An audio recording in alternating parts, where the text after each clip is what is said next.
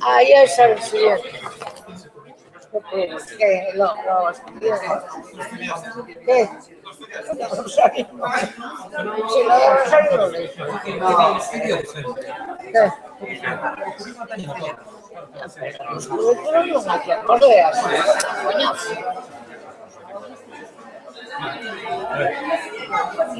Bueno, venga.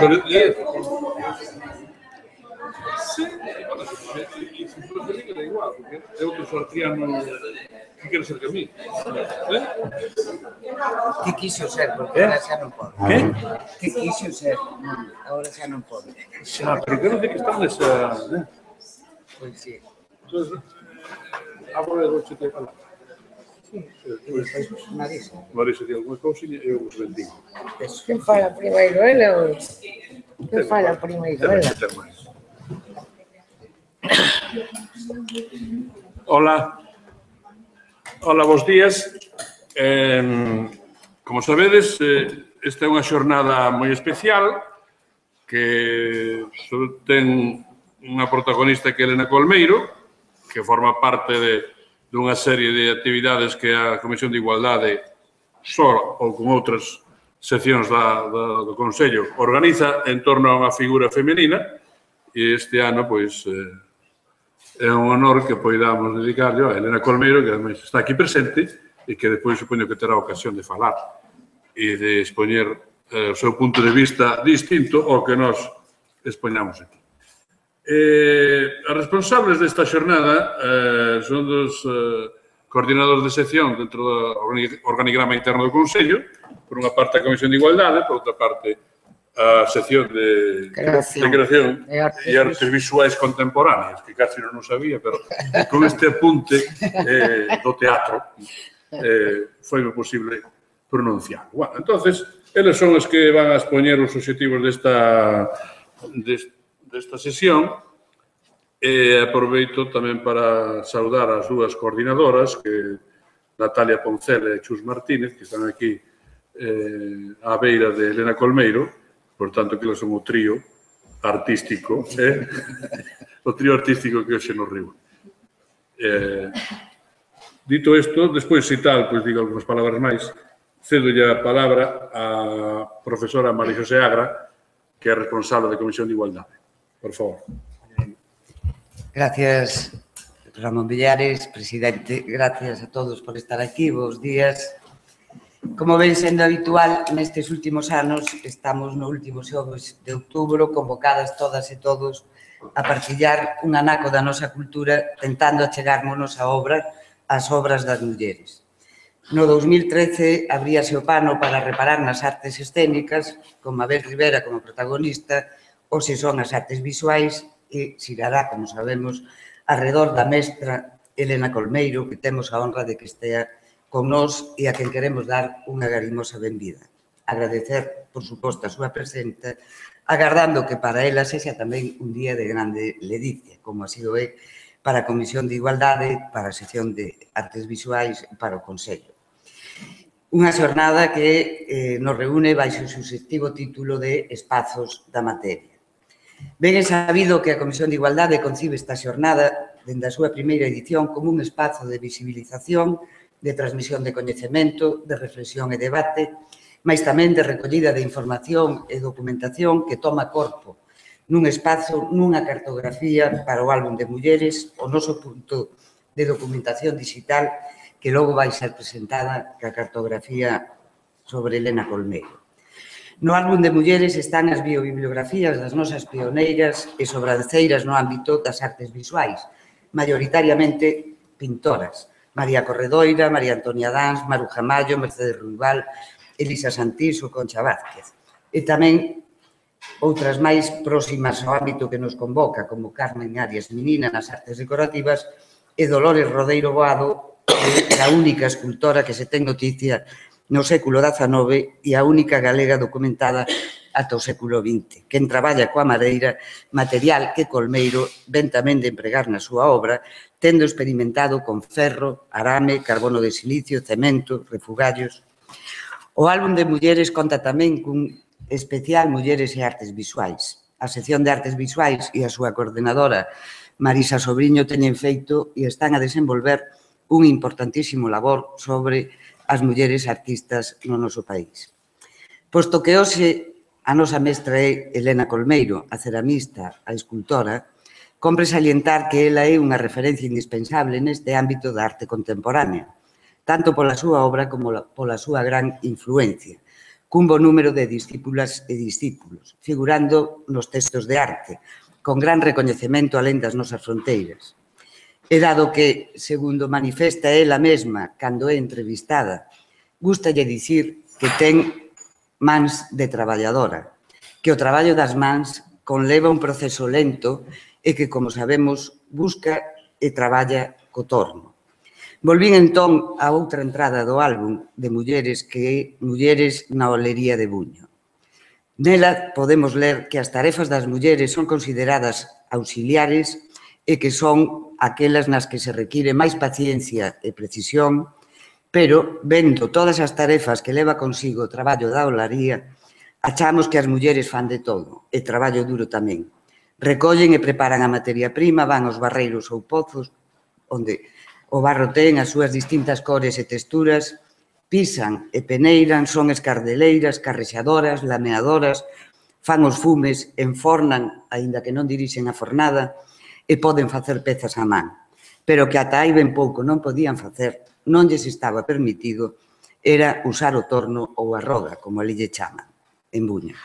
Tamén diso daba a conta un mito recollido, non publicado, que o meu colega e amigo catedrático de Antropoloxía Social, Marcial Gondar, me permite hoxe ler aquí e que di o seguinte: é o mito dos poucos que hai recollidos en Galiza da muller oleira, recollido nas terras de Buño. O mito di: no principio dos tempos, o sol e a lúa vivían na terra e eran matrimonio. Daquela, o sol e a lúa saían os dous polo día. O sol mandaba nos homes e a lúa nas mulleres. O sol foi quen lle deu o lume aos homes e ensiñoulles a traballar de ferreiros. A lúa era oleira e ensinoulle o oficio ás mulleres. Pero a lúa foille infiel ao sol e este decidiu abandonala e marchou para o cero. A lúa foi detrás del para facer as paces. O sol non só non quiso saber nada, senón que ademais prohibiulle sair de día. Ás veces a lúa non lle facía caso e sale, por iso hai eclipses, pero desde aquela non se volveron a levar ben. Os homes aprenderon do sol que non podían fiarse das mulleres porque eran como a lúa. Prohibíronlle sair da casa e só as deixaban sair a buscar barro pola noite, pero como vían mal, o seu barro era de mala calidade e, por consecuencia, as pezas tamén. Como os homes querían ter boas olas e cacharros para as festas, espiaron as mulleres para ver como traballaban o barro e así aprenderon o oficio. Eles, como ían de día a buscar o barro, facían pezas fermosas. A historia remata dicindo: por iso hoxe as oleiras fan pezas de batalla e son os homes os que fan as pezas bonitas. Non fan falla comentarios. Elena Colmeiro manexa a roda e segue buscando. Tamén lle gustan as fábricas e construe. Sinte a necesidade de expresarse, de expresar o que se ve e o que non se ve, o exterior e o interior, acreditando que os defectos técnicos son palabras súas dunha peza, ás veces enriquecen esa peza. E faino, sendo muller, traéndolle sin cuidado a opinión da sociedade, aplicando toda unha filosofía. Non hai corte entre vida e traballo. Fronte ao mito, e por se aínda hai dúbidas, miren as súas obras, en particular unha cerámica de 50 por 52 por 12, unha inmensa bola de pan que logo teremos ocasión de ver na presentación da cartografía.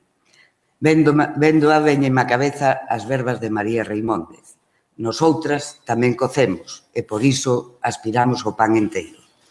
Para a Comisión de Igualdade hoxe é un día grande.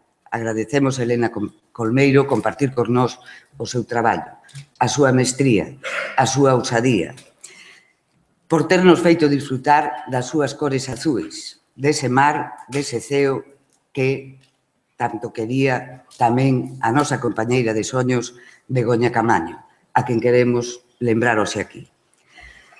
A todas estas mulleres que día a día traballan, compañeiras de soños, se lles aplica aquilo que decía a filósofa Hannah Arendt: somos o que vivimos. A Comisión de Igualdade quere, e remato xa, dar a benvida e as gracias a todos e a todas as que participan, tanto como relatoras, ponentes, na xornada, como nas outras seccións do programa.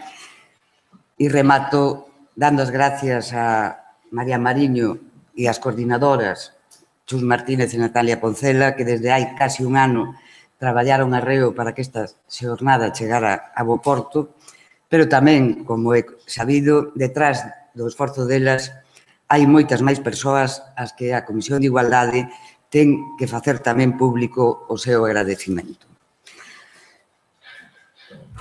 A Elena Colmeiro, a Luis Cortese, a Antonio Garrido Moreno, a Carmen Vidalaje, a Antonio Vivas Zamorano, a Raquel Barrio Nuevo Pérez, a Compañía de Radio e Televisión de Galicia, ao Arquivo de Emigración Galega, ao Museo Provincial de Pontevedra, a Revista Cerámica, El Correo Gallego, Diario ABC, Diario de León, Revista Art, La Vanguardia, La Voz de Galicia. E, por suposto, agradecemento tamén aos persoal do Consello da Cultura que participou na posta en marcha das actividades que imos desenvolver. A Cristina Mouriño, a Miguel Alonso Fachado, a Rosa Neiros Díaz, a Aurora Fernández Díaz, a Anxo Sumai García, a Irene Gómez Menéndez, a Susana Guitar Novo, a José Lens Bruña, a Teresa Navarro Quinteiro, a Beatriz Pérez Mosquera, a Begoña Tajes Marcote e a Prudencio Viveiro Mou. Como vemos, estamos aquí grazas ao esforzo e ao traballo de todos. A Comisión de Igualdade está encantada de esta sexta edición. Agardamos que todas e todos disfruten da compañía, da presencia de Elena Colmeiro e das súas obras, magníficas obras. Gracias a todos.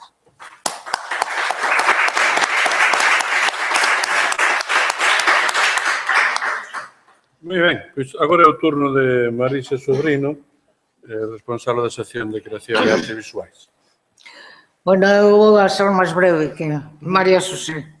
Bueno, o primeiro que teño que decir é que para min é unha honra moi particularmente grata participar en a presentación deste homenaxe á escultora Elena Colmeiro.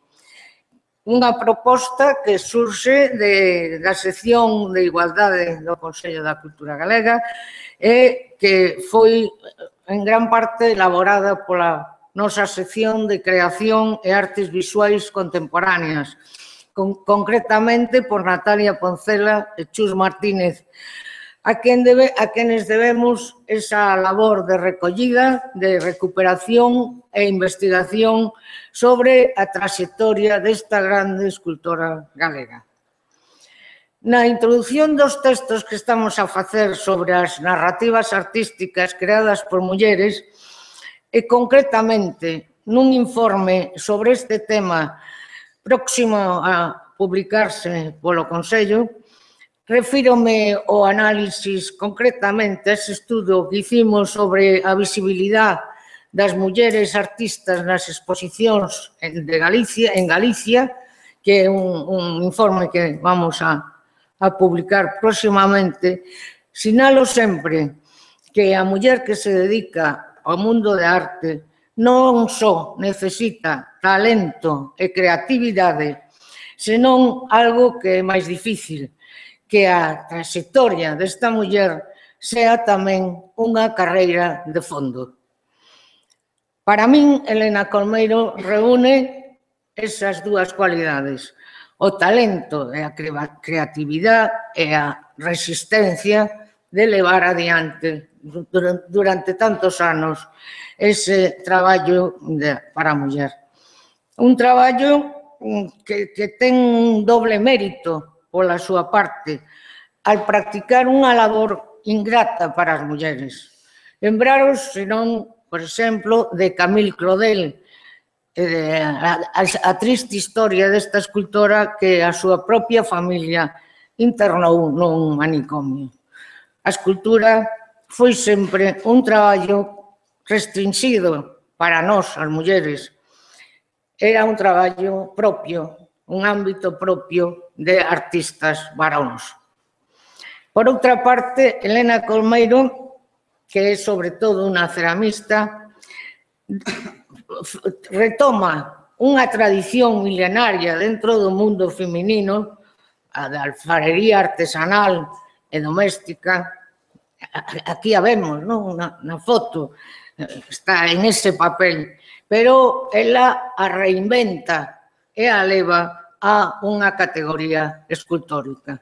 Xa non son pezas artesanais, xa non son pezas que sirvan para utilizar, senón que son esculturas. As vivencias desta muller, de Elena, repártense hoxe entre Madrid e Galicia. Realizou en Galicia exposicións, algunhas importantes, pero creo que o seu traballo non está aínda o suficiente recoñecido aquí en Galicia.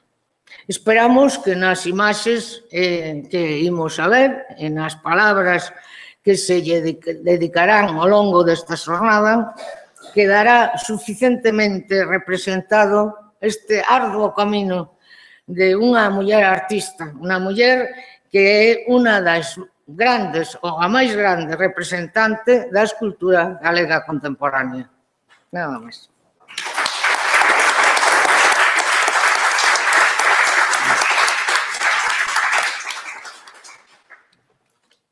Moi ben, eu retomo algo as palabras con que iniciei esta sesión, pero tamén, sendo máis breve, por obrigación, do que as dúas persoas que me acompañan na mesa, porque elas son as que saben e as que traballaron neste campo, pero sería unha descortesía que, polo menos, non dixese algunhas palabras de agradecimento e tamén de valoración do que significa que teñamos hoxe aquí entre nós a Elena Colmeiro e a propia celebración destas xornadas anuais dedicadas a, como dixo María Xosé Agra, a visibilizar o traballo de algunha figura femenina importante en cualquera dos campos da arte ou da vida pública ou da creación ou da política ou da comunicación que de todo houbo nestas celebracións anteriores.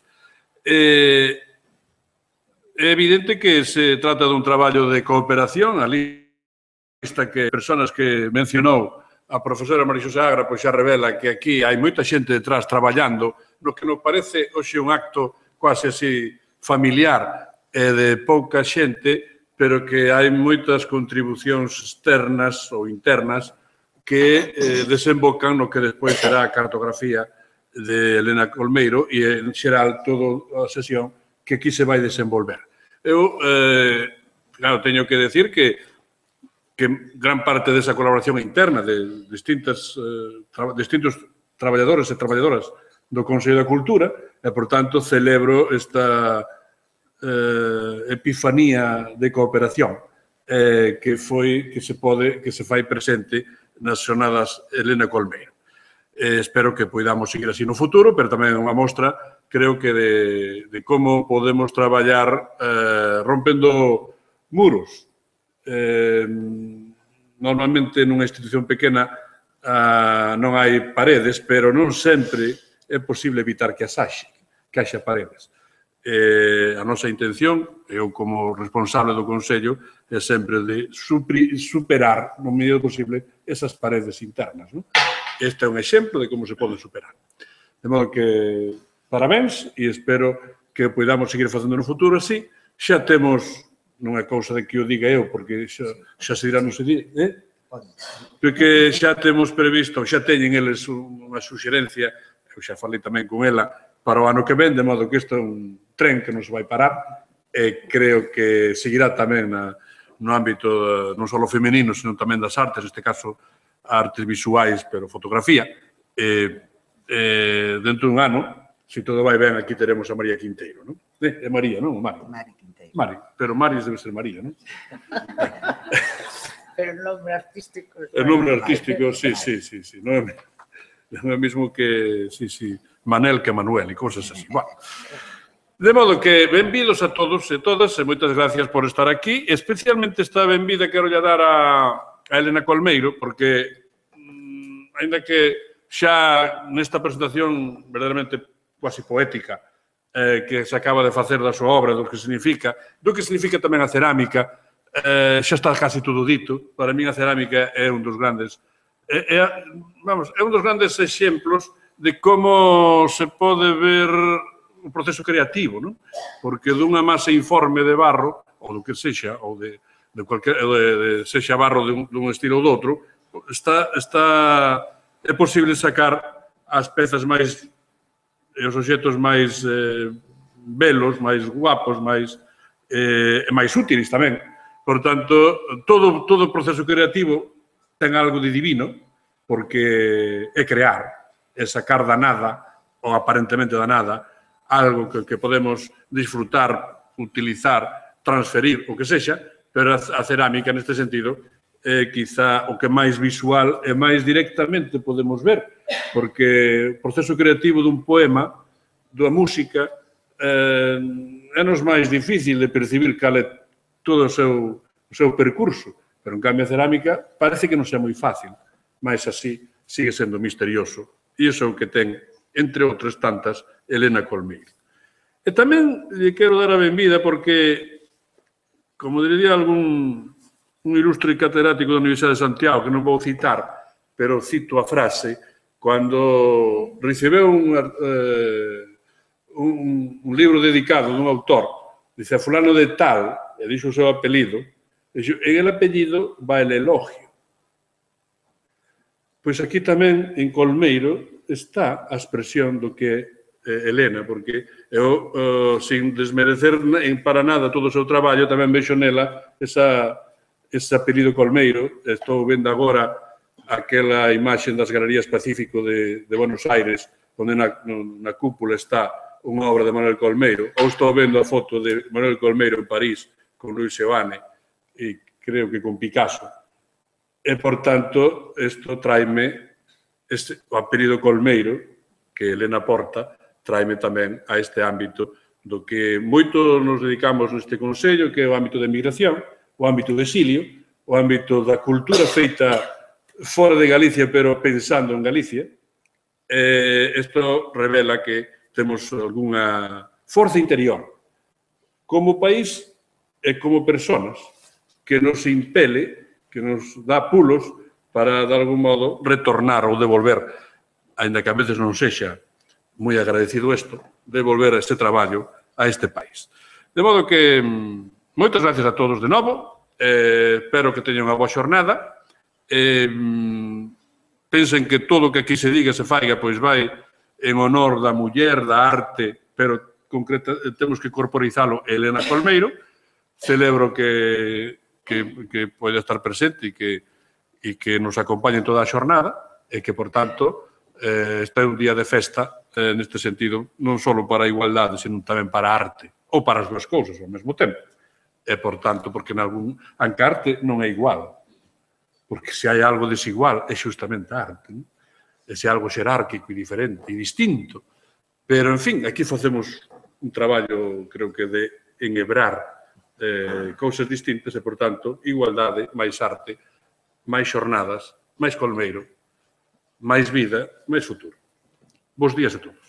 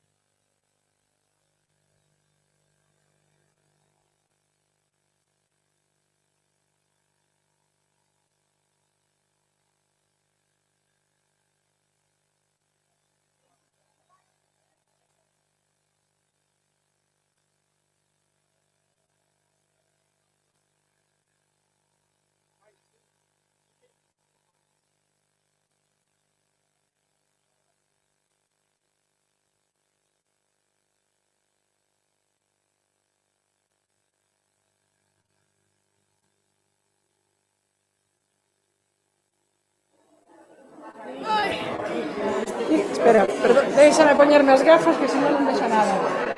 Vale, o curso para arriba, o curso para baixo. Correcto, gracias. Que mandáis unos cachicurrículum, es un dibujo de padre. Sí, es un dibujo moi bonito. Bueno, logo xa me dirás, o que fixen foi así unha biografía e poño moito...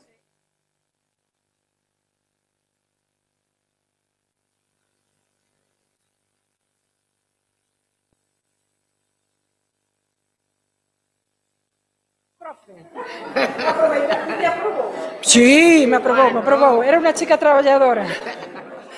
E bueno, bastante foto e reflexar as distintas etapas. O que fai nos 70 e sobre todo nos 90, en algunos casos hai, bueno, unha volta atrás, realmente unha trayectoria moi lineal.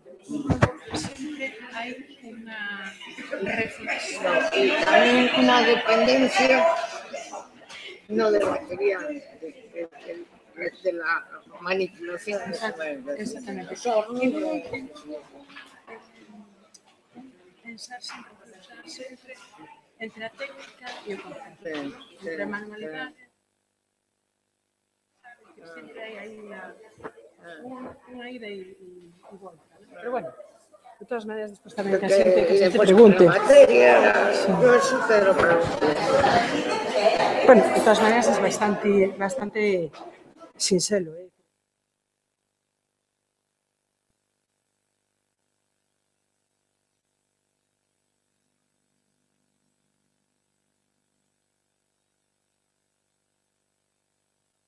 No, bueno, para nada.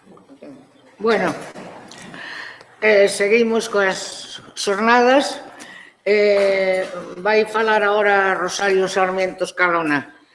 Rosario estudiou Historia da Arte, foi alumna mía, unha das alumnas máis destacadas, por eso logo todo isto transformouse nunha amistade, unha gran amistade. Bueno, despois de licenciarse, entre 1992 e 1996, foi crítica de arte, escribía periódicamente, con moita frecuencia, no suplemento cultural de La Voz de Galicia e tamén en outras revistas especializadas como Arte Ibérica, Arte Omega, bueno, en outras revistas. Foi comisaria de moitísimas exposicións. Carlos Sobrino, Julia Minguillón, A Xeración Doente, Isa Díaz Pardo, e todas aquelas que procedían de onde ela traballaba, que era a Fundación Caixa Galicia. Tamén colaborou en moitos catálogos de exposicións de artistas como Pamen Pereira, Antón Patiño, Francisco Llorens, participou numerosos xurados de artes plásticas. Bueno, en 1996 é nomeada directora da colección de arte Caixa Galicia e aí empeza xa a articular todo un mapa, unha cartografía de exposicións, unha cartografía, digamos, proxectada con sentido, e así máis dun centenar de actividades colabora expositivas. Paralelamente, en 1998, responsabilízase da programación e xestión de actividades plásticas, non só de exposición, sino de música, teatro, realizadas en todas as infraestructuras culturais da Fundación a Caixa, que como Caixa Galicia, que, como sabedes, están espalladas por todas as provincias e por todas casi aldeas non, pero casi, hai moitísimas. Entre 2003 e 2012, bueno, traballa, dirixe toda esta produción e na actualidade é directora da colección da arte da Banca, que é a antigua colección de Caixa Galicia, e que ora está articulando ela, están exhibindo e movendo por toda Galicia, porque así debe de ser, non? O que se fai cos coleccións. Tamén participa na cadena SER como crítica de arte en o periódico Mundo Diario. Os deixo con ela, que vai falar de Elena Colmeiro, e que supongo que ora fenomenal, porque é o que esperamos dela. Bos días a todos, moitas gracias, Marisa, por esta presentación tan cariñosa, e moitas gracias non solamente á Comisión Audiovisual do Consello da Cultura Galega por invitarme, a Comisión de Igualdade, María Xosé Agra, gracias tamén a Chus Martínez e Natalia Poncela por haberme invitado a participar aquí, e, por suposto, un cariñoso saludo e un agradecimiento especial a Elena Colmeiro. Hai que decir que eu coñecín a Elena xa fai moitos anos, cando no ano 1994 eu preparei unha exposición que para mí fixen con moitísimo cariño, que era a arte inexistente, era un pouco a pregunta que pasara cas artistas galegas no século XX, e eu, bueno, pues estuve na súa casa en Madrid, na Arturo Soria, con Elena, e xa entón, xa foi bastantes anos, entonces éramos moito máis novas, e novos, a mí pareceume unha muller interesantísima, unha muller con unha fortaleza increíble e unha capacidade de traballo alucinante. É dicir, realmente impactoume. Despois, ao longo de todos estes anos, bueno, hemos falado moitas veces por teléfono, nos hemos consultado moitas cousas, non solamente dela, sino tamén de seu pai, de Colmeiro. Eu teño que reconocer que lle teño un cariño moi especial, polo cual, Elena, benvida e moitas gracias. Bueno, eu aquí vou facer un percorrido biográfico por a vida e o traballo de Elena Colmeiro xa desde fai moitos anos. É dicir, Elena xa ten detrás dela unha moi longa trayectoria e vou facelo tamén recurrindo, en moitos casos, ás súas propias palabras. É dicir, eu, para preparar todo este traballo, para preparar toda esta documentación biográfica, recurrín a toda a información bibliográfica que, bueno, me facilitaron tamén desde aquí, desde o Consello, algunhas cousas que eu tiña, e o que vin é que hai moita información, pero al final hai pouca reflexión, é dicir, que casi é ela la que, como un hilo conductor moi coherente, va levando e va explicándonos o que é a súa propia trayectoria. Entón, creo que aí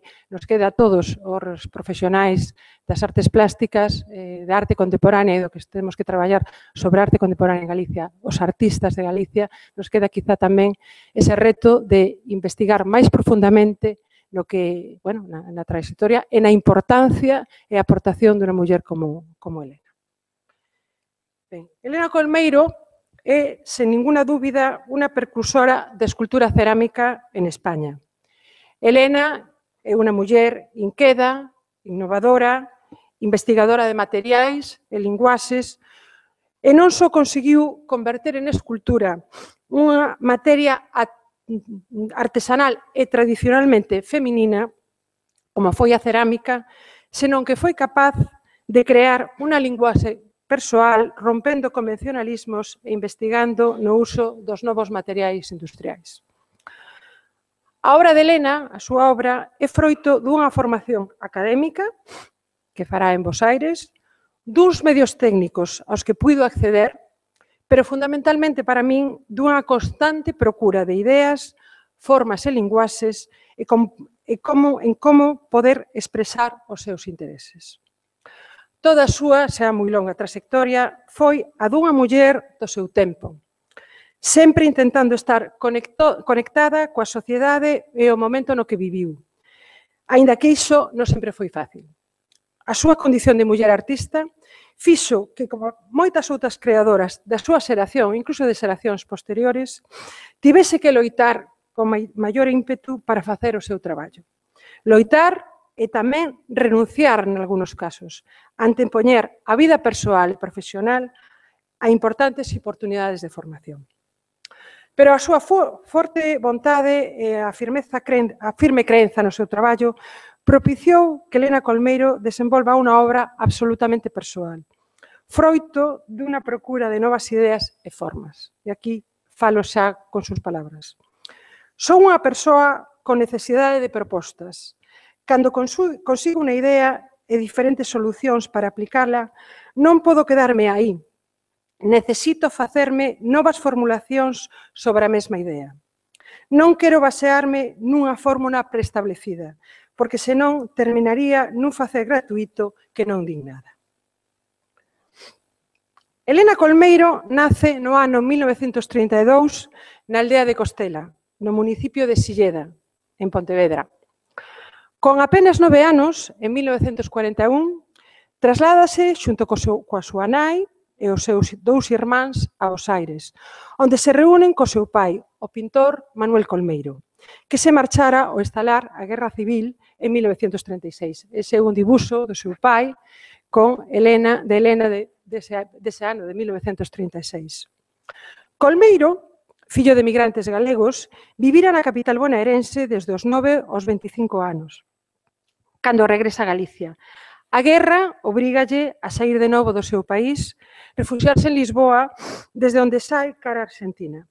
A guerra civil marcará de novo a emigración ou exilio da familia Colmeiro. En Bos Aires, Elena vai vivir os seus anos de adolescencia e mocidade, xunto a toda a súa familia, avós, tíos, curmáns, e nesta cidade formarase nuns anos nos que a capital argentina era sinónimo dun cosmopolitismo e unha vida intelectual e artística, na que tamén, por suposto, o seu pai participa xunto a outros artistas e intelectuais exiliados, moi superior a da calquera cidade española desos momentos. No ano 1948 ingresa na Escola Nacional de Cerámica, que entón dirixía o profesor Fernando Arranz. Arranz era un ceramista formado na súa mocidade no taller de Zuloaga, que se trasladou desde Madrid a Bos Aires en 1928, fundando e dirixindo, ata a súa morte, este centro, unha das primeiras escolas cerámicas do país. Aquí realizará a Elena toda a súa carreira, unha elección na que eu creo que hubo máis casualidade que unha clara e decidida vocación. O meu pai non interviu para nada na miña decisión de elexir a cerámica. Eu fui a un colexio público en Bos Aires, dos mellores que había, e ali a profesora do último curso faloume dunha escola de cerámica. Comentoume que tiña que facer un exame de debuxo para ingresar. Ao chegar a casa, conteino e o meu pai dime que o director Fernando Arranz era moi amigo seu, con gran sorpresa para min. Díxome demais, se ti queres facer cerámica, cando queiras podemos falar con el.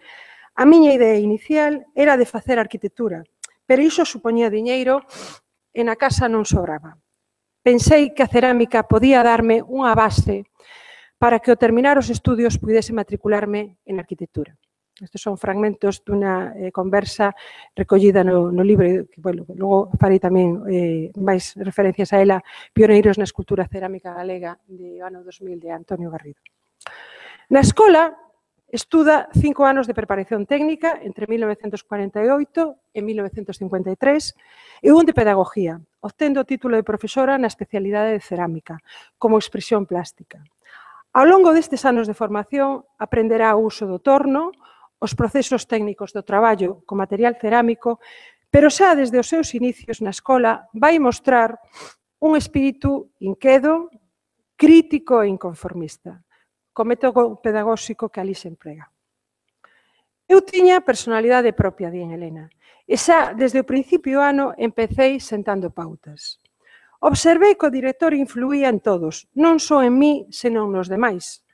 Pasando o primeiro ano, tras observar o sistema de docencia, falei co profesor de dibuixo ao que lle dixen: a mí non me gusta nada o xeito de ensinar aquí. Con moitísimo entusiasmo estou preparando unha idea, pero seguro que cando chegue a hora de realizar a parte de decoración co profesor Arranz, sei que poñerá inconvenientes. Quererá modificar a miña idea e impoñerme as súas, facéndome cambiar todo. Arranz pasaba neses momentos por ali e oí o que eu dixe, calou. Mais tarde diríame, oín o que estabas dicindo e como tenía razón non contestei. Despois do incidente, debeu de dar ordes a todos os profesores de todas as asignaturas para que me deixasen total liberdade. Pasei de estar dirixida en exceso a que, se quería algo, tiña que preguntar. Non tiña dirección ninguna.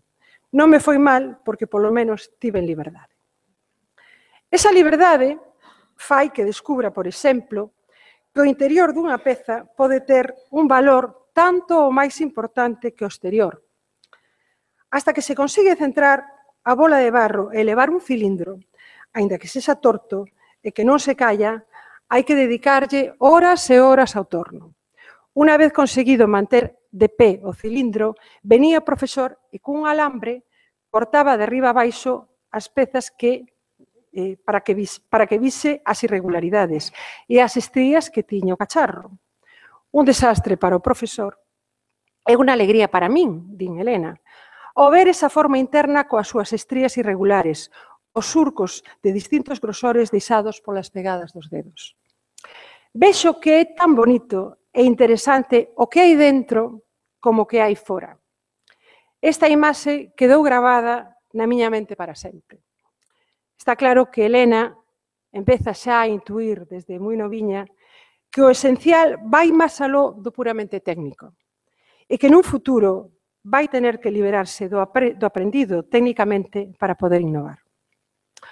No último ano da súa carreira, en 1952, gaña o primeiro premio do Salón Anual de Artes Plásticas, unha exposición que a Escola de Cerámica, da que ela era alumna, organizaba todos os anos para os estudantes do centro.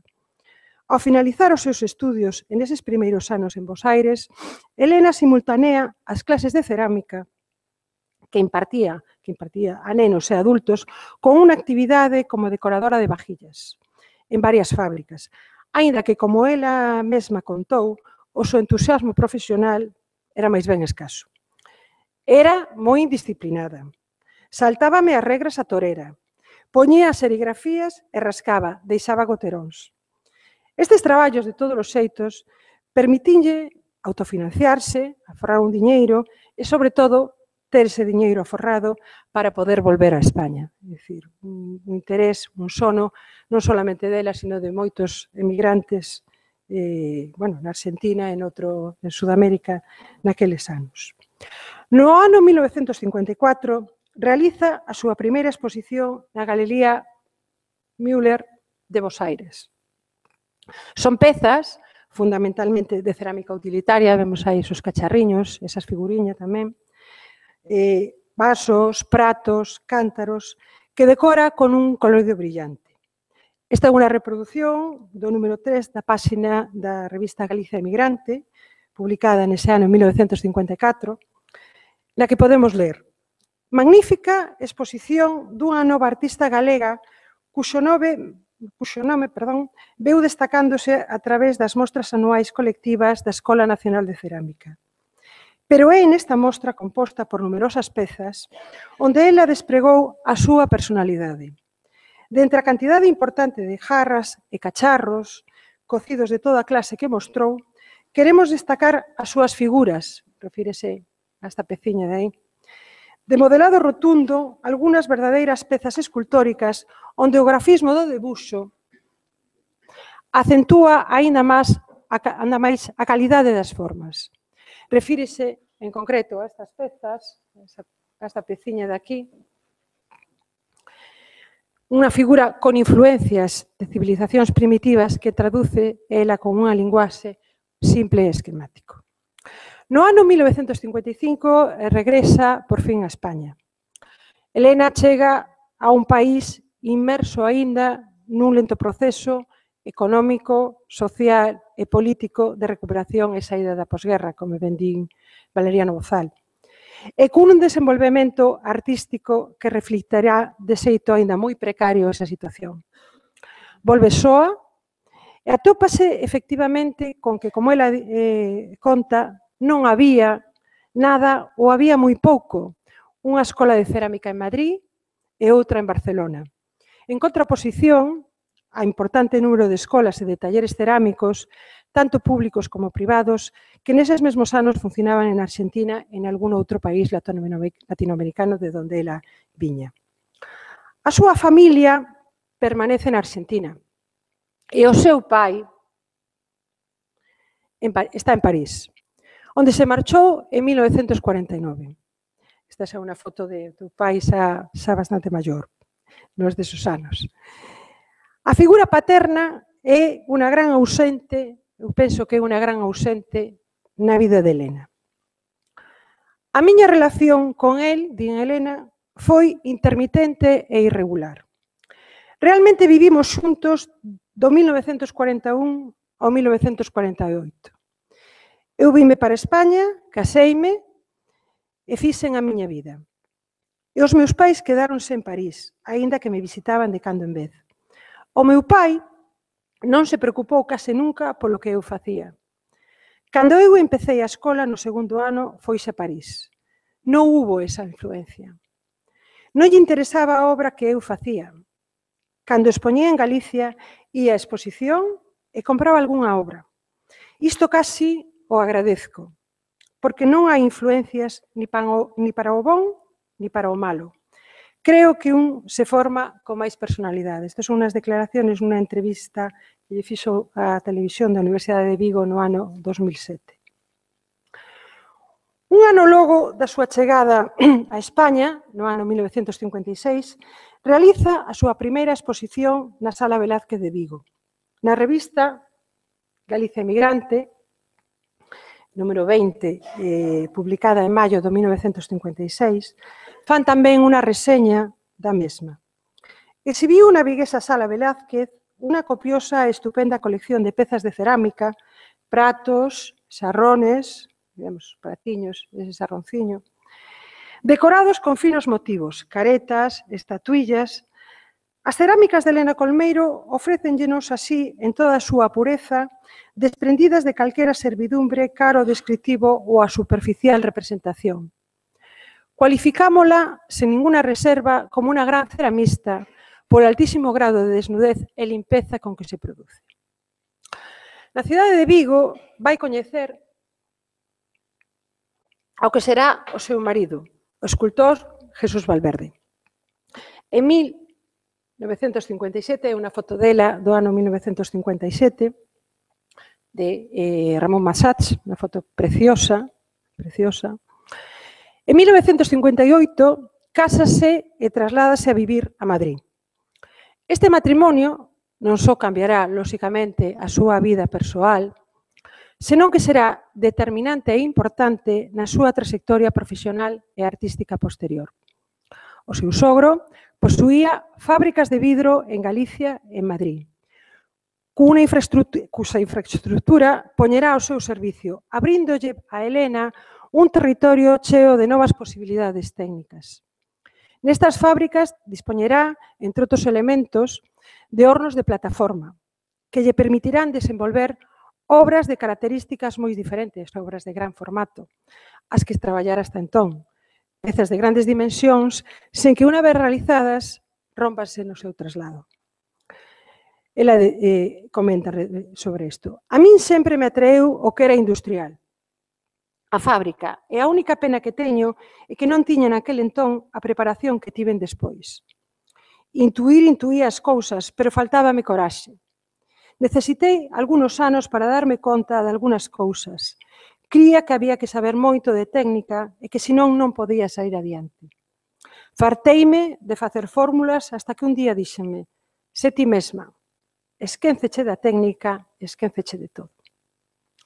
Elena Colmeiro mostrou reiteradamente o seu recoñecemento a esta axuda, o agradecimiento ao seu sogro, que lle deu facilidades e axullou tamén económicamente.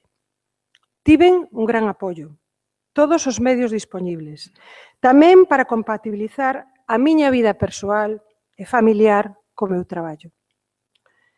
Ese agradecimiento eu respondino ao máximo, traballando porque era algo que estaba dentro de min. Se houvese que ter que renunciar, faríano pola familia.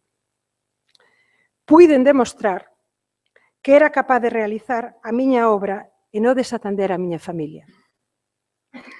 A doble concencia, ser muller, ser profesional, non deixar o teu traballo, as túas responsabilidades personais. Perdín oportunidades pola miña familia, como a miña invitación en San Francisco. Non sabes por que non o aceptas. Renuncias a moitas cousas, pero tamén porque eu podía traballar.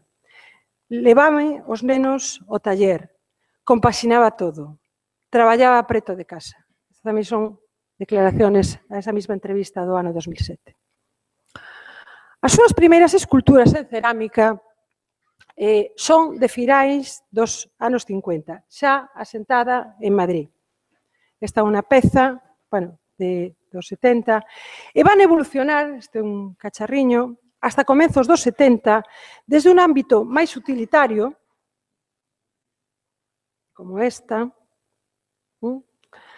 cara a formulacións xa máis reflexivas, xa escultóricas, con unha cada vez maior valoración do elemento espacial, como este o caso. Utilizará materiais refractarios, o que otorgará unos acabados ásperos, rudos, e con un gran protagonismo da materia. Como este caso. Estas son unhas pezas moi bonitas do ano 67, son unos panéis. Aquí penso que hai tamén xa moita influencia do mundo do informalismo. Investigará a fragmentación do material. Esta é tamén unha peza. Investigará a fragmentación do material, o valor do oco e do espacio interior, que superpone ou justapone para conseguir diferentes ritmos e planos. Cada vez vai interesar máis a problemática do espazo, o concepto que o obxecto. O seu traballo comeza a mostrarse en exposicións en Madrid, como a da Galería Jorge Juan en 1960 e na Sala Prado do Ateneo en 1962. Luis Seoane, nunha das súas audicións de radios en Bos Aires, recollida no libro Galicia Emigrante en 1954-1971, escolma de textos da audición radial de Luis Seoane, xa fai unha moi lúcida referencia a estas exposicións desta nova artista. En concreto, refírese a pezas como estas. O seu afán de síntese na decoración, a súa procura de novas formas para o modelado, levaron na cara ao informalismo. Hoxe conta entre os ceramistas máis importantes da península, seguindo o seu camiño propio, audaz, sen compromiso, como non estean establecidos coa propia conciencia e a necesidade de expresión. Pero non sempre a crítica foi tan intelixente e perspicaz. Outras opinións, tamén desos anos, equiparan a súa condición de muller ás bondades do seu traballo. En Helena, a honradez respecto da vida e a arte fan que os seus xestos sexan idénticos cando pon no horno unha espléndida empanada ou unha forma cerámica. Estas son unhas opinións recollidas nos cadernos do Ateneo de Madrid do ano 1992. A comparación da cerámica cunha artesanía, unha manualidade feminina e, por extensión, co universo doméstico da cociña, desde logo choca frontalmente co que Helena Colmeiro aportou ao longo da súa dilatada carreira. Unha muller, como vimos e como veremos, pioneira con unha trayectoria de investigación e traballo que contribuiu ao desenvolvemento da cerámica, facendo a sair de estereotipos e convencionalismos hasta situala nun relevante lugar dentro da plástica contemporánea. Pero a marxe de opinións, cando menos con tan pouca perspicacia para ver a realidade, Helena vai ter neses anos importantes oportunidades para traballar, para aprender. Antonio Prieto ofrécelle unha estancia no Bill College na sección de cerámica de Berkeley que finalmente rexeita. Ofrecéronme irme a California. A proposta veu de Antonio Prieto, un español de Cidade Real que aos 3 anos marchouse cos seus pais a Estados Unidos e ali creou o Movemento Ceramista de California e fundou o Mill College, a sección cerámica de Berkeley. No ano 1961 veu a Europa buscando xente. Oíu falar de min gracias a esas primeiras exposicións en Madrid. Ofreceume estar un ano no seu centro, xa que eu interesáballe moito como ceramista. Naqueles tempos, exceptuando Llorens Artigas, Miró ou Cumellas, non había nada máis. Eu susciteille o problema dos meus fillos.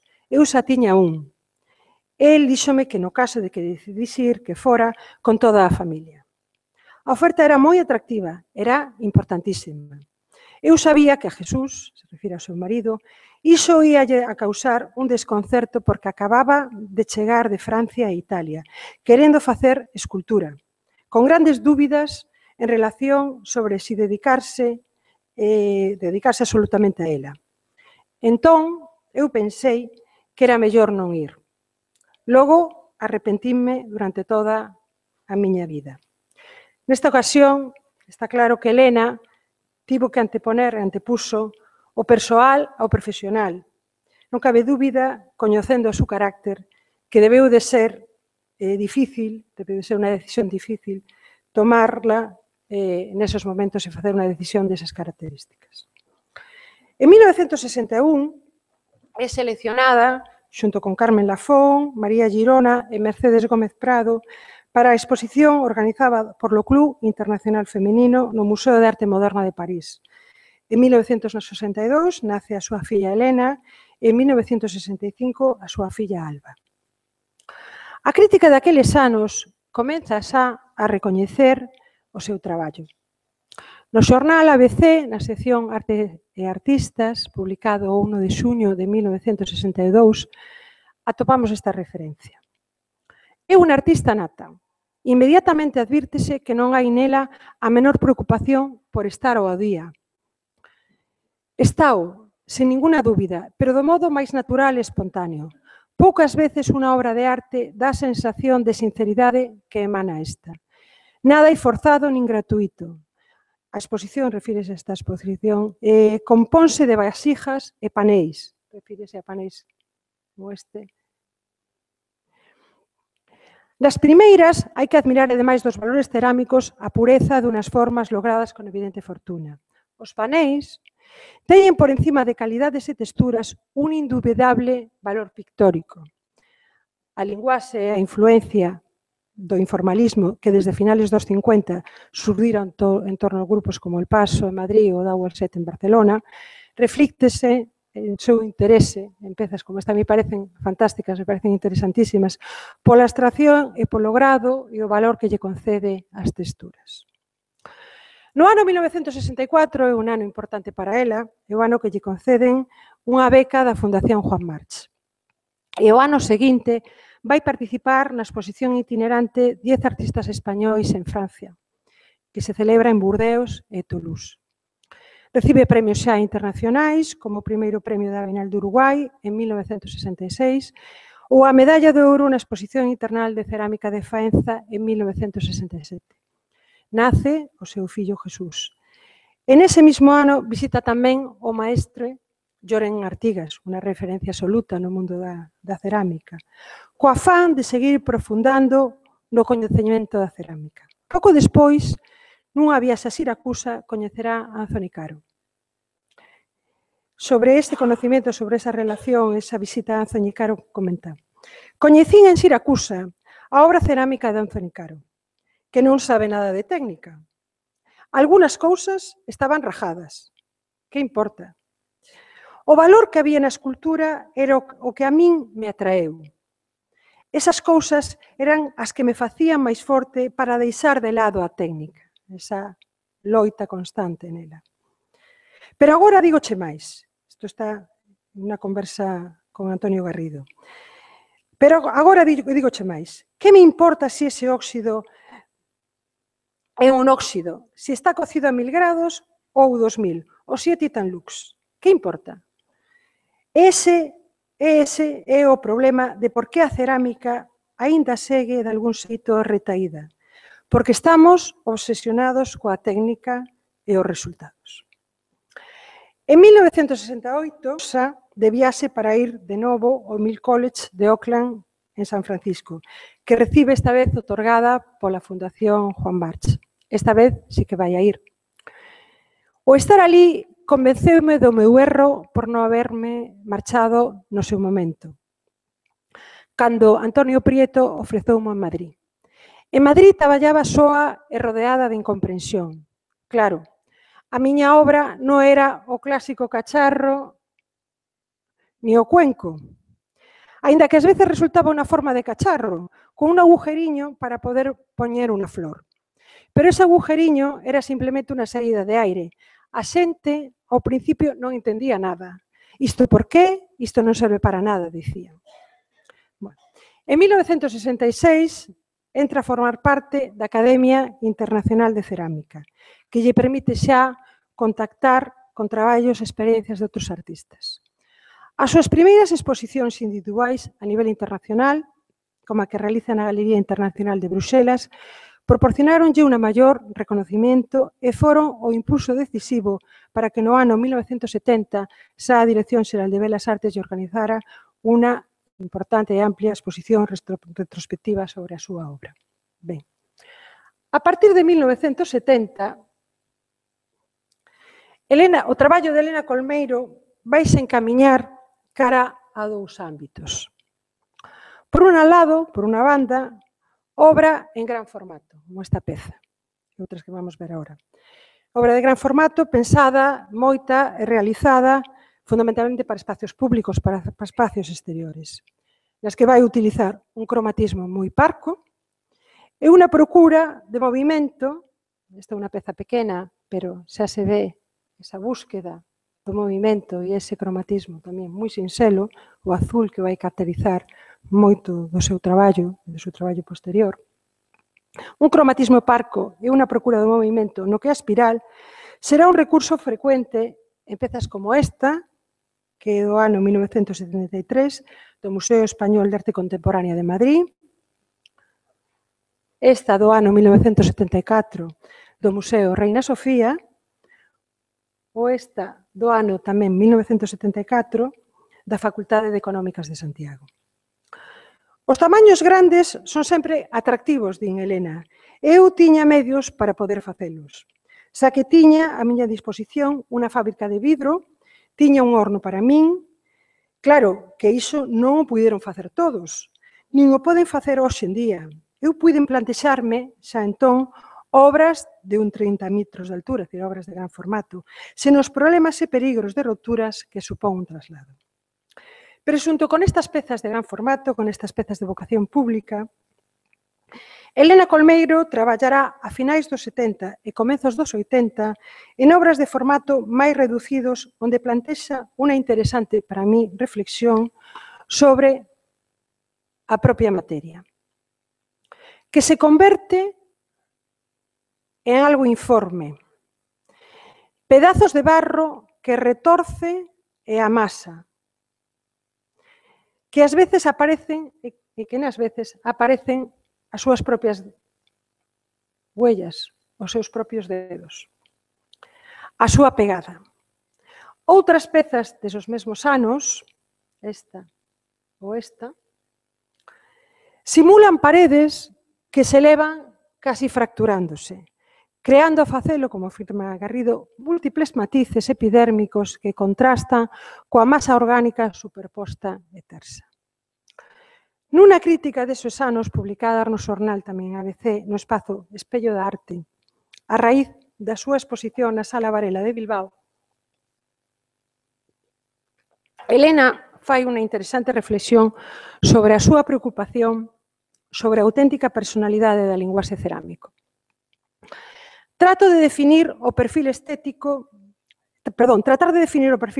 da obra de Elena Colmeiro equivale a buscar un novo sentido ao feito da cerámica, isto din que firma o artigo, máis aló da súa orixinaria función utilitaria. Hai un primeiro momento na biografía da artista no que, continuando unha traducción de séculos, o elemento técnico está posto ao servicio do aplicado, do que, ademais de beleza, conlleva a posibilidade dunha utilidade inmediata. Pero a gran ruptura ha de producirse.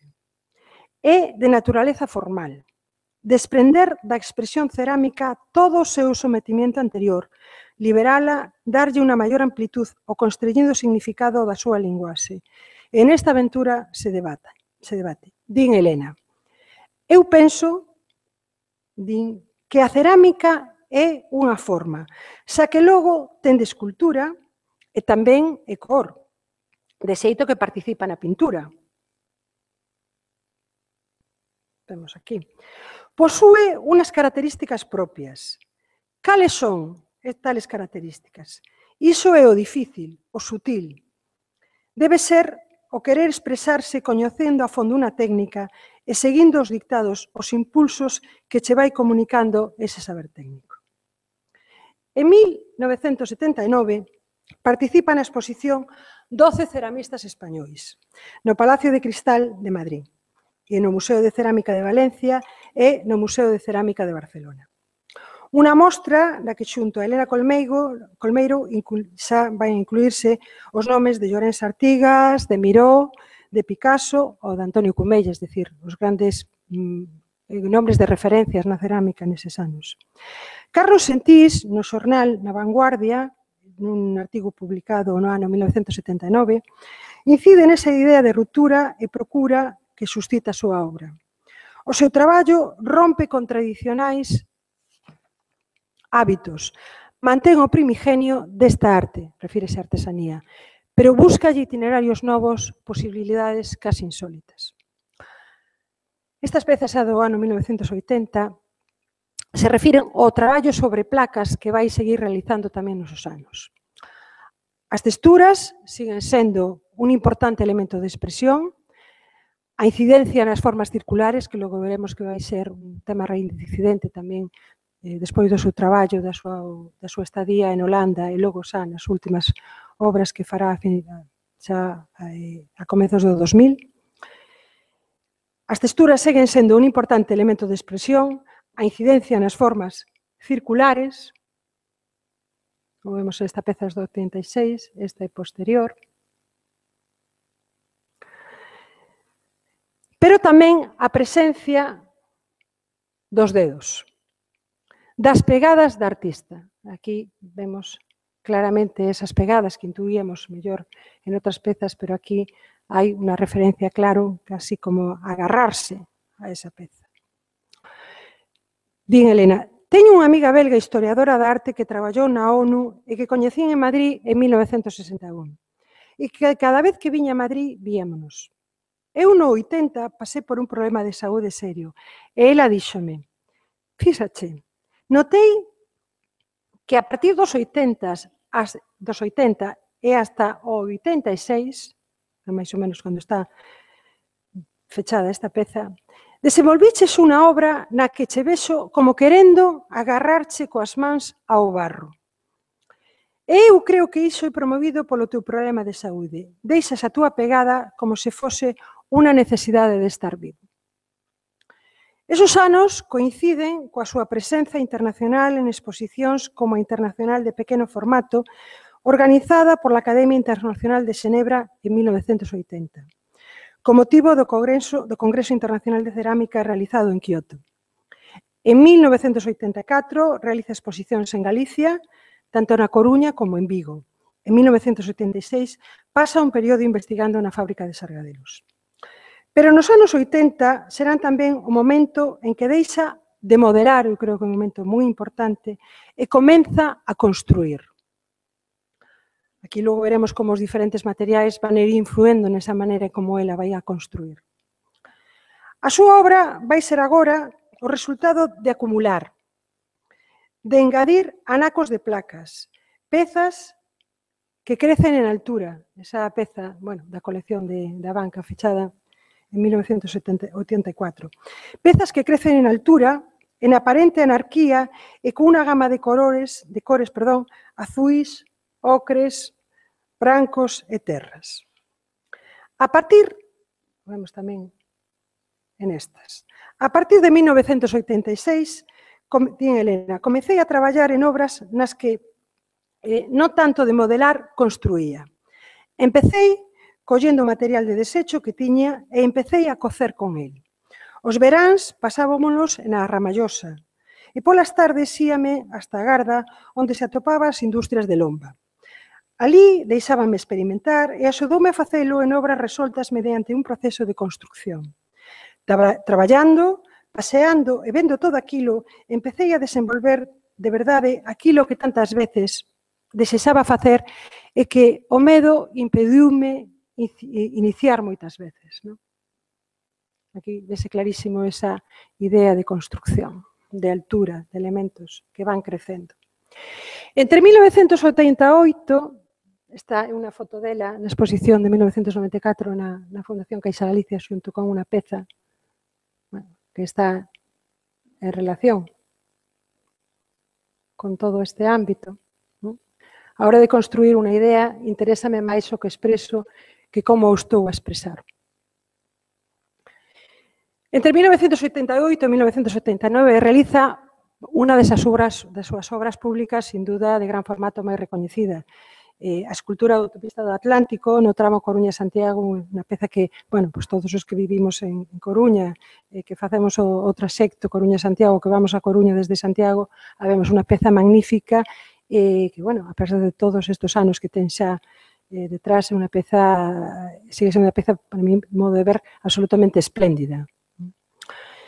Este interese por construir fai que nas súas obras comece a aparecer novos materiais como o carburo de silicio. Un material utilizado para a fabricación de componentes eléctricos de gran dureza que ao fragmentarlo e traballarlo volvese estriado e irregular. O descubrirá nas súas visitas ás fábricas da empresa Norton en Navarro, en Vicálvaro, Madrid. Va a permitirlle realizar unha obra con formas prismáticas duras, como estas, nas partes lisas, vense quizá mellor aí, nas partes lisas aplicará un colorido de azules, ocres e terras que diversificará e contrastará co gris desta zona que é a esencia do material. Tiven a sorte de que a partir do 86 contacté coa Casa Norton, unha casa americana, inglés-alemán, de materiais cerámicos industriais onde traballan o carburo de silicio, que é un material moi duro que non se pode modelar porque non é plástico, trabállase casi seco. Ata comezos dos 90 realizará pezas nas que utilizará tanto o carburo de silicio como o barro. Esta é unha peza de 1990 e que sigue, volve outra vez a idea de circular, a idea de espacio interior.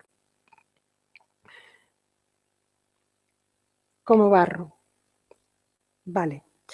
Esta dualidade de materiais permítelle conseguir obras de carácter construtivo e orgánico e introducir, como víamos aquí, outros materiais, como son o ferro e a madeira. Esta peza maravillosa e magnífica do ano 90, ou esta outra peza do ano 93, nas que xa introduce ese elemento de ferro. Aquí introduce a materia e xa hai esa vocación de construcción. Esa vocación de construcción que ese elemento horizontal, digamos, aínda incide máis. Aquí, evidentemente, xa nos enfrentamos con un xogo plástico moi interesante polo argumento e por toda a estrutura escenográfica. En 1991, a raíz da exposición na Galería L, o crítico Javier Rubio Noblot escribe no xornal ABC a propósito desas pezas feitas con carburo de silicio.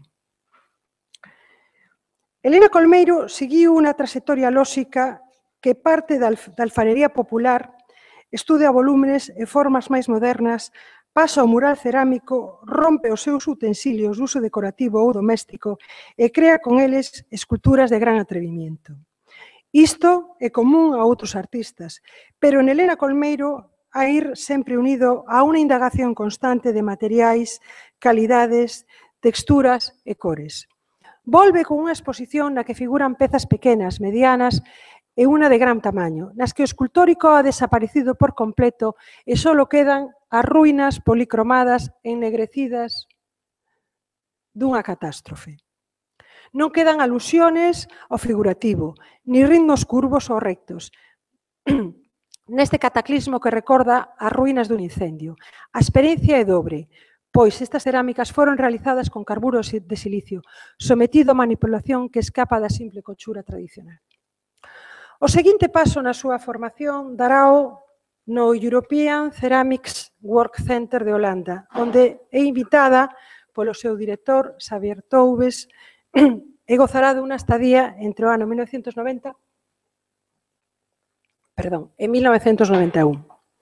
Neste centro traballará con diferentes materiais e investigará o refractario e o deseño de pezas con un claro interese por reflectir o movimento.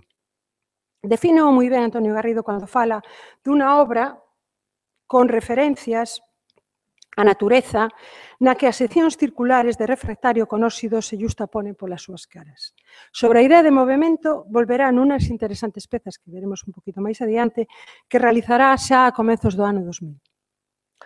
O seu balance personal deste ano en Holanda transmito nunas declaraciones que fai a revista Cerámica do ano 1992, no número 44. Facendo unha análisis da miña estancia no European Ceramics Center, coa distancia e o tempo transcorridos desde que cheguei a España, podo dicir que ao estar neste centro prodúcese un feito curioso. Todas as preguntas xurdidas ao redor da palabra cerámica, o seu valor como arte, a súa achega como expresión nas artes plásticas, hasta onde é insustituíble hoxe no campo da creación, etc., aquí deixanse de cuestionar. Para min queda perfectamente definido que a cerámica é unha técnica da que facemos uso para expresarnos.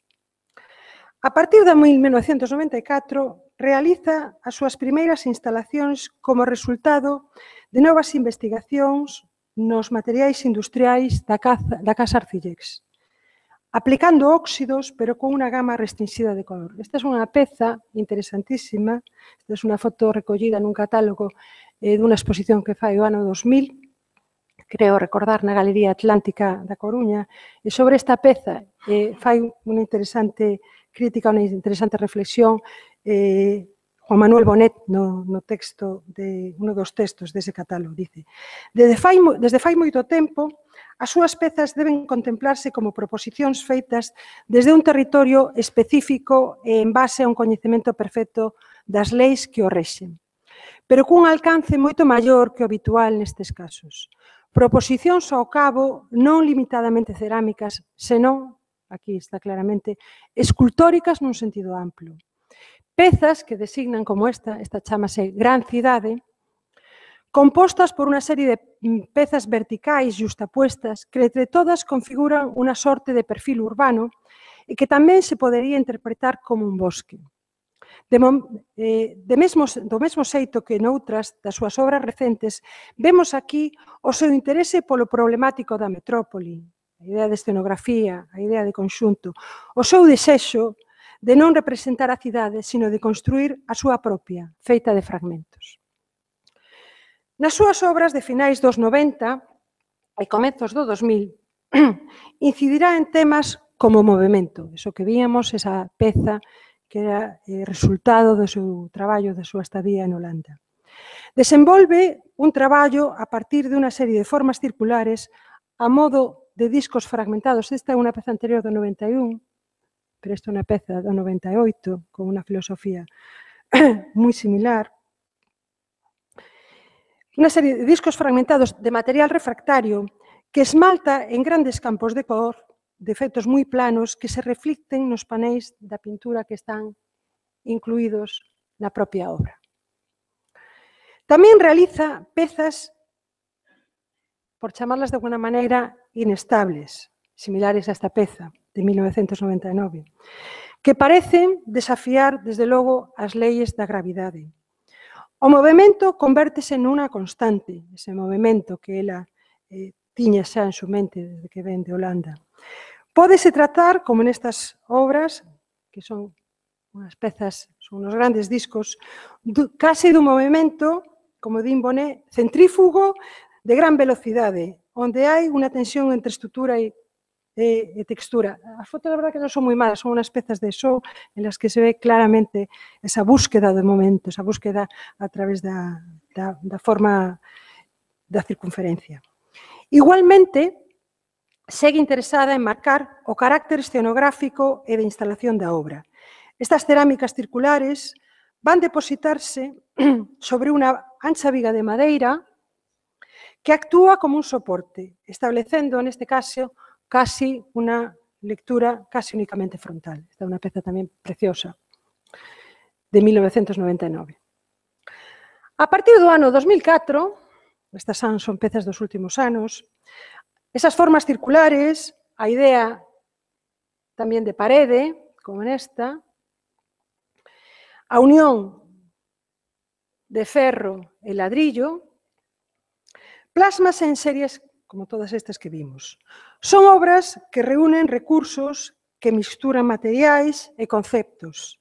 O reciclado de ladrillos, o reaproveitamento de vigas repintadas, xunto a anacos de barro, confiren a estas pezas unha modernidade baseada na idea de que calquera cousa pode ser ou non reutilizada, e senón tamén recontextualizada. Tamén volve a aparecer alguna peza nestes anos de carburo de silicio. Nas últimas obras, que son estas, recollidas xa na última exposición, no catálogo da súa última exposición deste ano en Pontevedra, toma como referencia a natureza, que se traduce en raíces e ramas, buscando as súas formas orixinais que traduce con unha mínima intervención. A cor branca otórgalle, para mi modo de ver, casi como unha idea de espiritualidade. E o material, eu creo que case o propio reencontro ca natureza. En abril deste ano, de 2014, o Museo Provincial de Pontevedra realizou unha importante exposición retrospectiva de Helena e en esa tamén lle otorga o Premio Provincial de Cultura que a Diputación Provincial de Pontevedra lle dá recoñecendo toda a súa trayectoria profesional.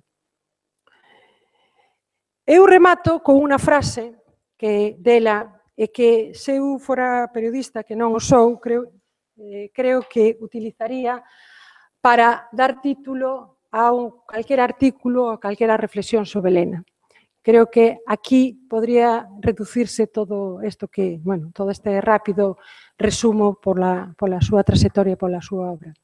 Din, eu non fago cerámica, eu construo cos materiais. Eu incluso incidiría un pouco máis e diría, parafraseando tamén as súas reflexións, construir é o que máis me interesou sempre, máis que modelar, atopar solucións, corrixir as pezas cun radial, facer cortes cun martillo, con golpes, e así ir construindo as esculturas. Bueno, moitas gracias, Elena, e enhoraboa.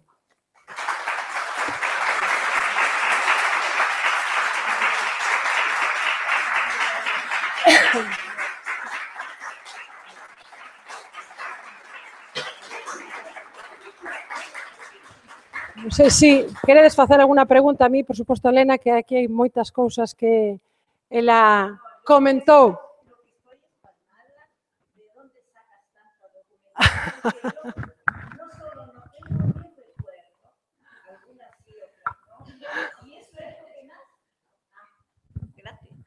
Eso es lo que me ha... No sé, creo que se oye. Se oye. ¿Entiendes? Eso es lo que me ha dejado asombrada. Bueno. El mérito lo tienes tú. No. Estás trabajando, está clarísimo. Que va.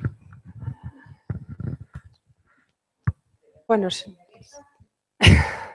si tedes alguna pregunta, alguna cuestión que queramos que foi, bueno, un repaso bastante rápido, porque, bueno, hai moita máis documentación e moita máis críticas, moitos máis datos e bueno, pues son moitos anos de trayectoria e que hai que resumir en apenas 3/4 de hora.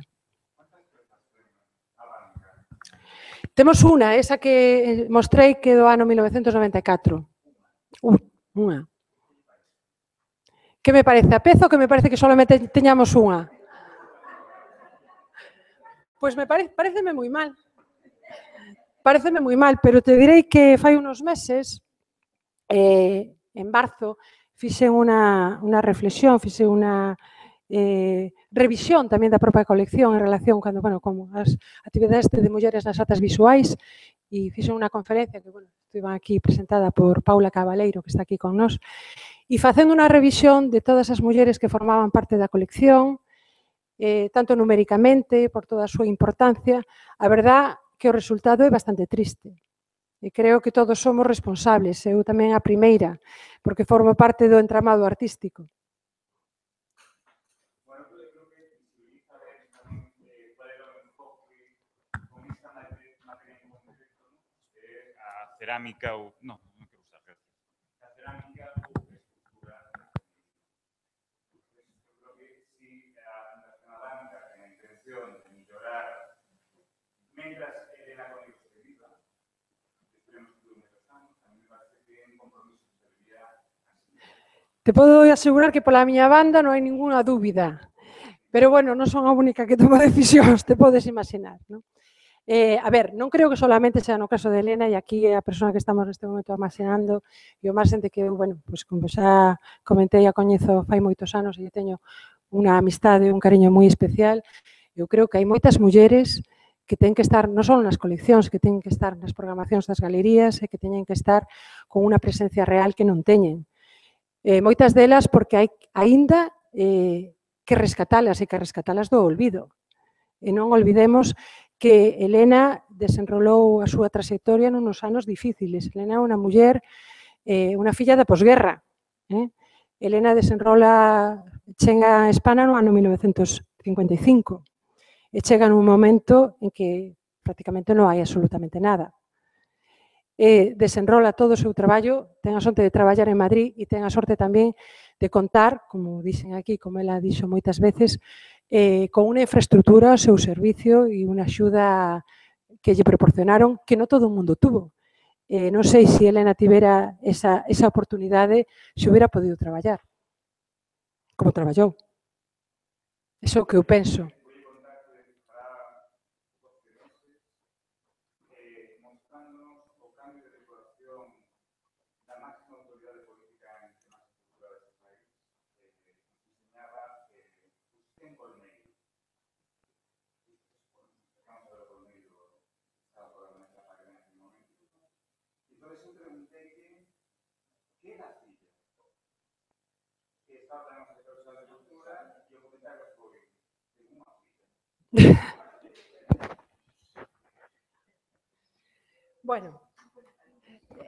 Bueno, eu creo que sobre anecdotarios dese tipo podíamos estar casi falando aquí toda a mañá.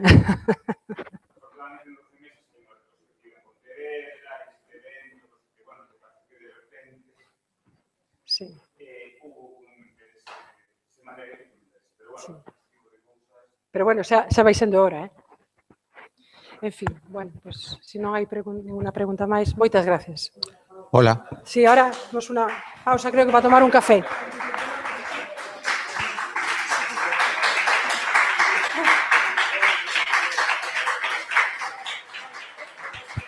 Hola.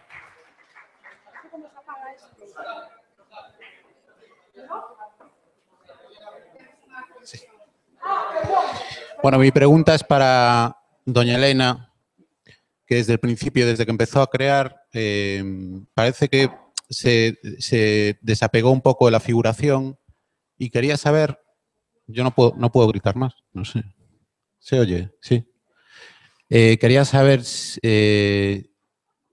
más que nada, por qué no le interesó mucho la figuración, o al principio parecía que tenía ciertas referencias a la figuración y luego se fue un poco de ella, y si tendría pensado volver, no lo sé. No sé si he escuchado.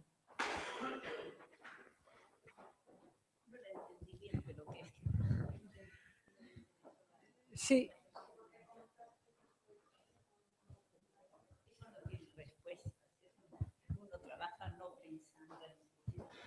Perdón, yo no sé si te contestaré bien, pero eso para mí no tiene respuesta. La figuración te interesa o no te interesa, la no figura humana te interesa o no. Yo no me planteo esa pregunta, ya no me la planteo. Yo siento, y lo que siento lo trato de llevar a cabo. No sé si te estoy contestando bien o no. Pregúntame de nuevo si a lo mejor tenía que contestar más claro. La verdad, piensa que de oído no ando muy bien, pero ese es auténtico. Porque mismo lo que acaba de decir Rosario Sarmiento, muchas cosas no se las he entendido por la falta de oído. Pero eso es la ancianidad, un poco. Sí. Bueno, deixámolo aquí, facemos un descanso, agradecerche, Rosario, de verdad, a toda a viaxe pola obra e a vida de Elena. Moitas gracias. Gracias.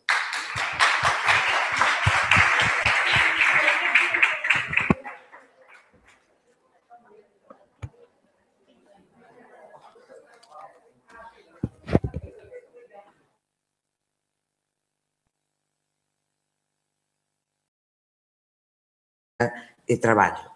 Fronte ao mito, e por se aínda hai dúbidas, miren as súas obras, en particular unha cerámica de 50 por 52 por 12, unha inmensa bola de pan que logo teremos ocasión de ver na presentación da cartografía. Véndoa veñenme á cabeza as verbas de María Reimóndez. Nosoutras tamén cocemos e por iso aspiramos ao pan enteiro. Para a Comisión de Igualdade hoxe é un día grande. Agradecemos a Elena Colmeiro compartir con nós o seu traballo, a súa mestría, a súa ousadía, por ternos feito disfrutar das súas cores azuis, dese mar, dese ceo que tanto quería tamén a nosa compañeira de soños, Begoña Camaño, a quen queremos lembrar hoxe aquí.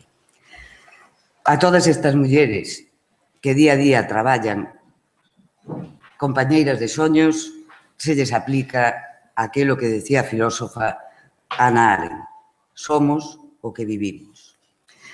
A Comisión de Igualdade quere, e remato xa, dar a benvida e as gracias a todos e a todas as que participan, tanto como relatoras, ponentes, na xornada, como nas outras seccións do programa, e remato dando as gracias a María Mariño e as coordinadoras Chus Martínez e Natalia Poncela, que desde hai casi un ano traballaron arreo para que esta xornada chegara a bo porto, pero tamén, como é sabido, detrás do esforzo delas hai moitas máis persoas ás que a Comisión de Igualdade ten que facer tamén público o seu agradecimento.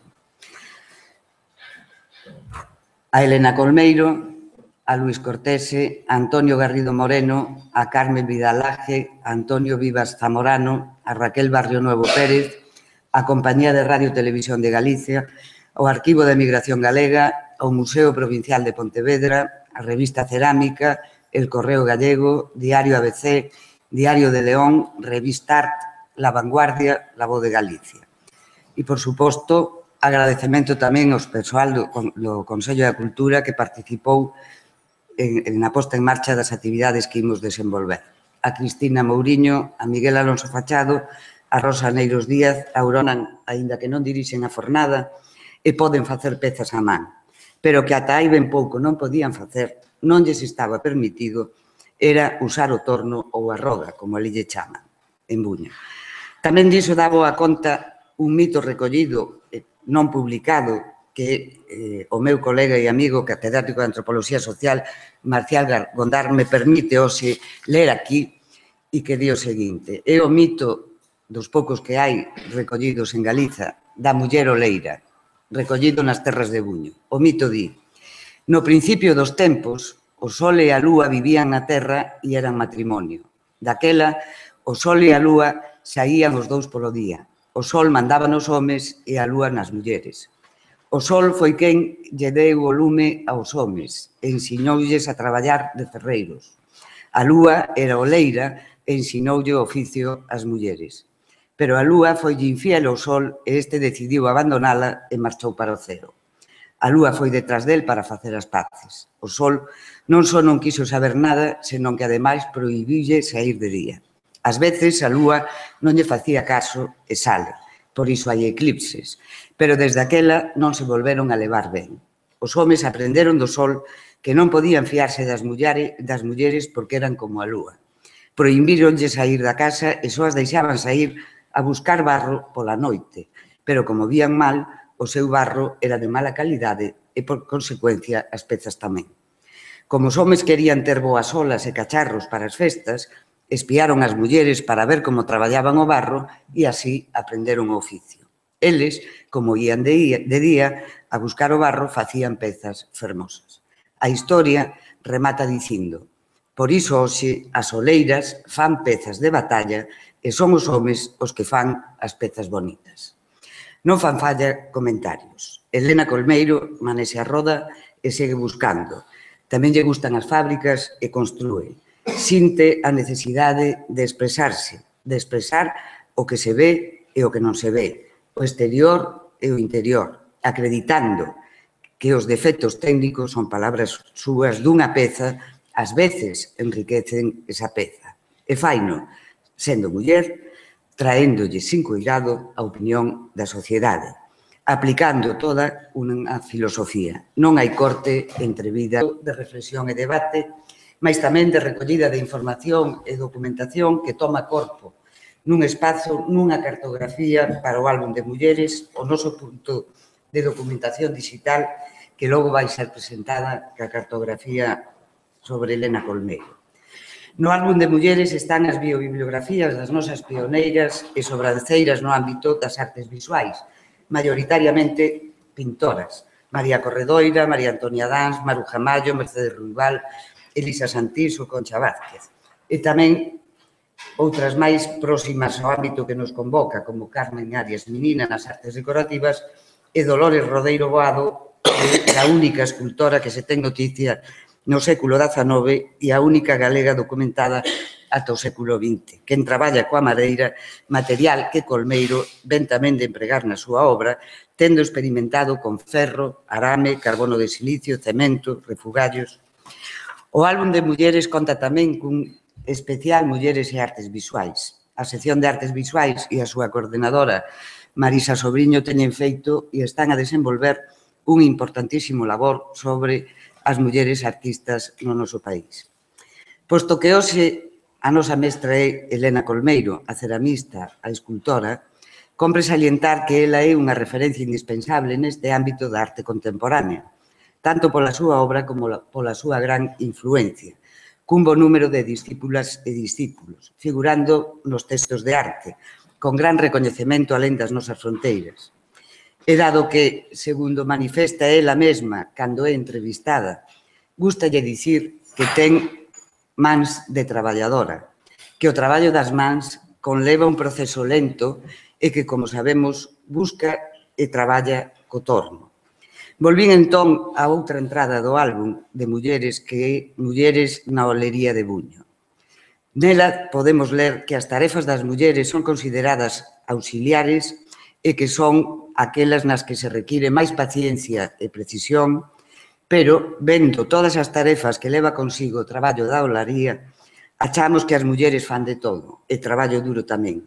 Recollen e preparan a materia prima, van aos barreiros ou pozos, onde o barro ten as súas distintas cores e texturas, pisan e peneiran, son escardeleiras, carrexadoras, lameadoras, fan os fumes en forno. Que Elena Colmeiro, que forma parte dunha serie de actividades que a Comisión de Igualdade só ou con outras seccións do Consello organiza en torno a unha figura femenina, e este ano, pois, é un honor que poidamos dedicarle a Elena Colmeiro, que ademais está aquí presente, e que depois supoño que terá ocasión de falar e de expoñer o seu punto de vista distinto ao que nós expoñamos aquí.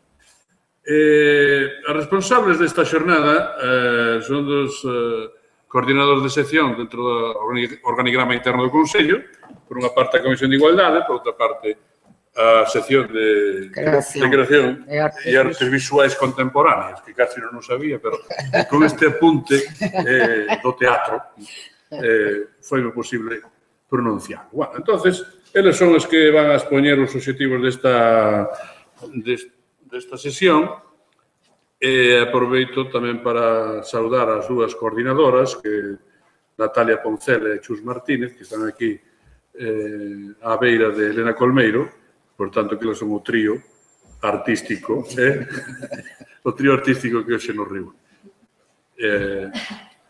Dito isto, despois, se tal, pois digo algunhas palabras máis, cedolle a palabra á profesora María José Agra, que é responsable da Comisión de Igualdade. Por favor.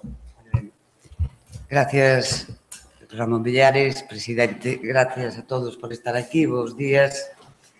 Como ven sendo habitual, nestes últimos anos, estamos no último xoves de outubro, convocadas todas e todos a partillar un anaco da nosa cultura, tentando achegármonos ás obras das mulleres.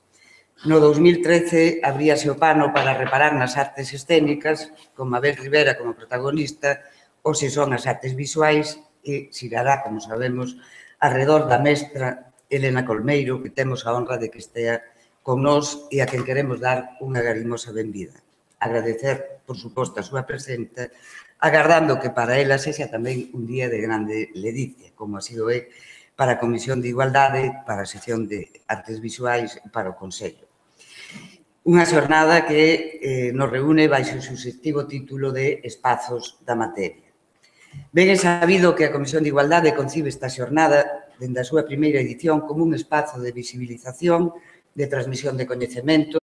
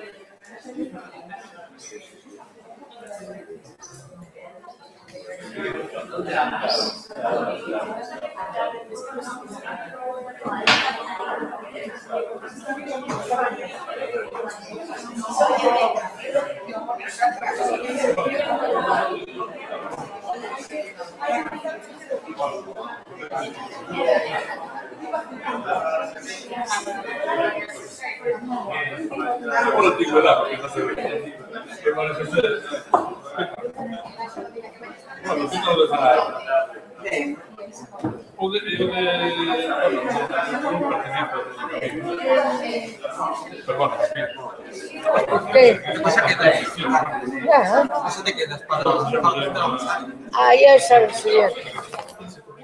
¿Qué? Rosario. Si lo de Rosario lo dice. ¿Qué? Los currículos no hay que acordear. Coño.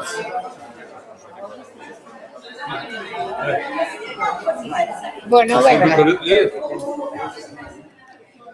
Sí, e se for así, que da igual, porque é outro sortiano que quero ser que a mí. Que quiso ser, porque ahora xa non pode. Que?